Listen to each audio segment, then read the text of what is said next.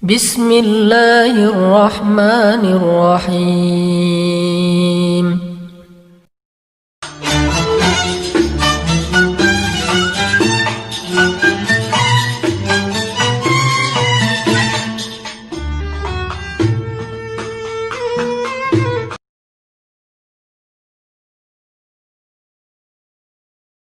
Akhlak Nabi itu bisa buat orang yang benci sama beliau jadi jatuh hati kepada beliau.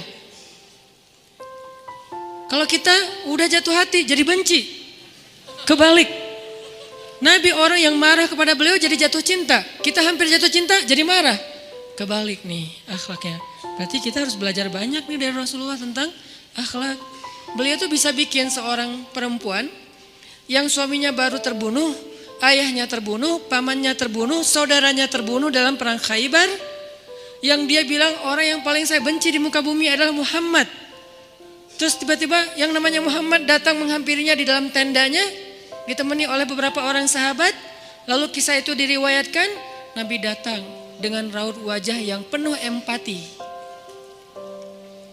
Dengan raut wajah yang penuh empati. Bukan raut wajah orang yang sebagai pemenang perang. Kan Nabi menang perang waktu itu. Sebagai seorang tuan, bukan. Yang empati. Yang kayak sahabat banget gitu. Datang Nabi duduk di sebelah Sofia. Sofia diam aja, marah banget. Cuma dia gak bisa ngapa-ngapain karena dia berstatus tawanan perang. Mau gimana coba? Mau dia tusuk? Gak bisa, dia sendiri. Dan dia takut bahwa dia akan diperlakukan seperti umumnya orang memperlakukan tawanan perang. Karena dia belum paham, belum kenal Rasulullah. Dia kaget ketika Rasulullah SAW minta maaf sama dia. Kaget, gak ada cerita orang dalam perang yang menang minta maaf kepada yang kalah. Ada gak cerita kayak gitu? Gak ada tuh. Yang menang minta maaf sama yang kalah. Maaf ya kami menang. Jangankan perang, sepak bola aja susah nyari yang kayak gitu kan ya. Ini akhlak nih untuk kita teman-teman di Bandung dengan Persibnya. Nanti di Jakarta dengan apa Jakarta teh? Persijanya. Nanti yang menang siapapun yang tanding, maaf ya menang. Dari mana lo akhlak kayak gitu? Rasulullah. Karena yang itu lebih serius loh daripada bola. Bola kan cuma permainan, entertain, olahraga kan. Gak seserius perang. Perang itu serius. Kalah itu meninggal artinya terbunuh. Kalau kita kalah paling ya kurangin apa? Gak dapat skor gitu, gak dapat poin. Kalau itu kalah terbunuh.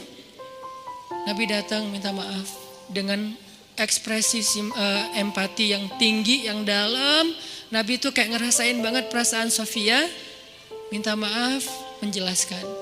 Sofia, maaf ya, aku ikut turut berduka atas wafatnya ayahmu, suamimu. Sofia marah banget. Terus Nabi menjelaskan apa yang terjadi. Aku tuh udah ngasih kesempatan agar kita gak usah berperang. Tapi mereka terus menyerang. Maaf ya, ngejelasin lagi. Maaf ya, ngejelasin lagi. Berjam-jam. Seolah-olah Nabi yang minta pengampunan kepada Sofia. Seolah-olah Nabi itu tawanan perang. Minta maaf, menjelaskan kejadiannya. Minta maaf, menjelaskan. Terus kayak gitu dengan ekspresi serius. Dan kelihatan banget lah. Ucapan dan ekspresi orang yang jujur kan kelihatan ya. Jujur bahwa beliau tuh empati banget. Bahwa beliau juga berduka. Terus sampai Sofia dari yang tadinya lihat ke bawah nunduk marah. Lama-lama ngelihat ke arah Rasul. Lihat ekspresi Rasul serius banget, malah dia jadi kasihan. Sampai akhirnya dia jatuh cinta kepada Rasulullah SAW. Kata Sofia, ketika Rasulullah SAW datang kepada saya, waktu itu dia adalah orang yang paling saya benci di muka bumi.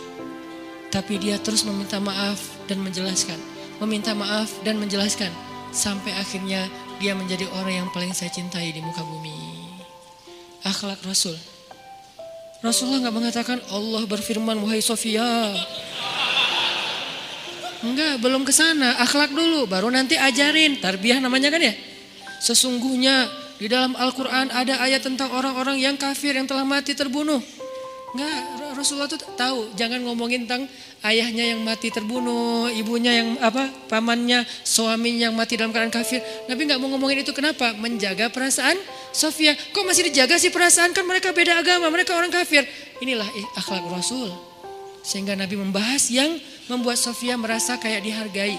Sebagai seorang janda, sebagai seorang perempuan, sebagai seorang yatim. Sebagai seorang tawanan. Sehingga dia takjub dengan akhlak Nabi. Akhirnya dia cerita, Ya Rasulullah. Belum beriman udah manggil, ya Rasulullah. Saya pernah bermimpi bahwa dalam mimpi saya melihat ada rembulan di atas kota Madinah lalu jatuh ke pangkuan saya. Jibril turun bilang ke Rasulullah, apa maksud dari mimpi itu? Tahu gak Rasulullah apa maksud mimpi? Apa Jibril? Maksudnya rembulan itu kamu. Maksudnya dia akan jadi istri kamu di dunia dan akhirat. Rasulullah langsung, aduh gimana ya? Rasulullah juga orang yang ra'fah banget tuh. Bil mu'minina ra'ufun rahim tuh Rasulullah. Gak enak, kan dia masih janda baru meninggal suaminya. Masa saya lamar gimana ya? Kata Jibril, ya Rasulullah, Allah suruh engkau melamar dia untukmu. Menjadi istrimu di dunia dan di akhirat. Rasulullah dengan gak enak hati mengatakan, Sofia, aku ingin melamar kamu. Sofia,